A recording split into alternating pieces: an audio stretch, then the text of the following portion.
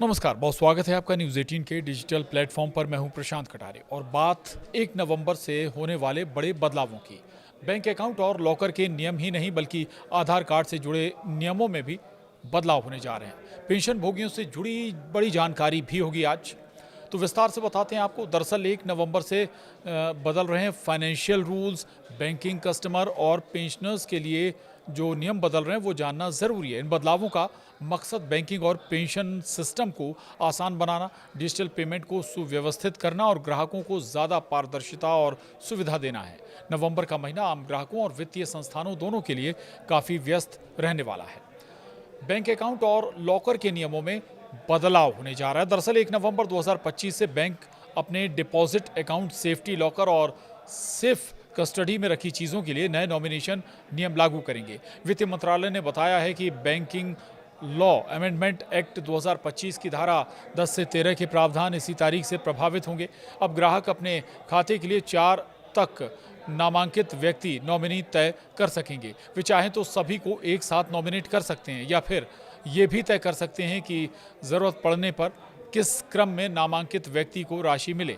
इससे विवाद और क्लेम में होने वाली देरी को रोकने में मदद मिलेगी।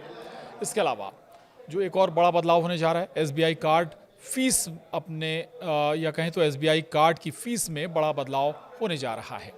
एसबीआई कार्ड ने अपने फीस स्ट्रक्चर में बदलाव की घोषणा की है, जो 1 नवंबर 2025 से लागू होगा। अब शिक्षा से जुड़े भुगतानों पर अगर वे थर्ड पार्टी ऐप्स जैसे क्रेड, चेक, मोबीक्विक के जरिए किए जाते हैं तो उस पर 1% शुल्क देना होगा। हालांकि अगर भुगतान सीधे स्कूल, कॉलेज या यूनिवर्सिटी की वेबसाइट या उनके पीओएस मशीन पर किया जाता है तो कोई अतिरिक्त चार्ज नहीं लगेगा।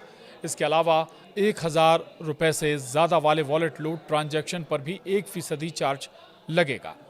एक और जो बड़ा बदलाव 1 नवंबर से होने जा रहा है, पीएनबी लॉकर चार्ज में कमी होने जा रही है। पंजाब नेशनल बैंक पीएनबी ने 16 अक्टूबर 2025 को जारी नोटिस में बताया कि उसने अपने लॉकर रेंट किराया चार्ज कम कर दिए हैं। नए रेट बैंक की वेबसाइट पर प्रकाशित होने के 30 दिन बाद से लागू होंगे। ये कटौती सभी आकार और क्षेत्रों के लॉकरों पर लागू होगी। और अब पेंशन भोगियों के लिए जो नई जानकारी है वो भी जान लीजिए। पेंशन भोगियों को जीवन प्रमाण पत्र जमा करने की आखिरी तारीख भी आ गई है।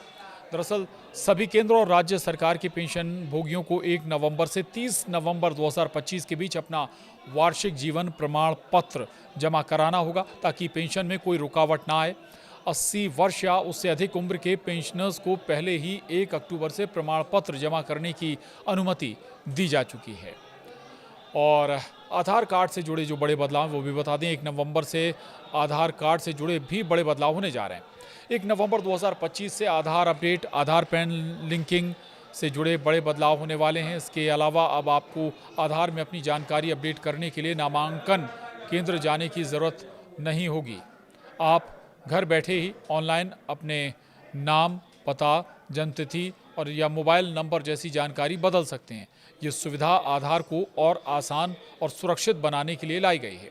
साथ ही आधार को पैन कार्ड से जोड़ना भी अब ज़रूरी हो गया है। अगर आपने ऐसा नहीं किया तो आपको पैन कार्ड आपका इनएक्टिव हो सकता है। यूनिफाइड पेंशन स्कीम में स्विच करने की भी नई तारीख आ गई है। केंद्र सरकार ने नेशनल पेंशन सिस्टम एनपीएस से यूनिफाइड पेंशन स्कीम यूपीएस में स्विच करने की आखिरी तारीख 30 नवंबर 2025 तक बढ़ा दी है। ये राहत मौजूदा सरकारी कर्मचारियों, सेवानिवृत्त कर्मियों और मृतक पेंशनर्स के जीवन साथियों को दी गई है। इन सभी बदलावों का मकसद बैंकिंग और पेंशन सिस्टम को आसान बनाना, डिजिटल पेमेंट को सुव्यवस्थित करना और ग्राहकों को ज़्यादा पारदर्शिता व सुविधा देना है। नवंबर का महीना आम ग्राहकों और वित्तीय संस्थानों दोनों के लिए काफ़ी व्यस्त रहने वाला है। नमस्कार।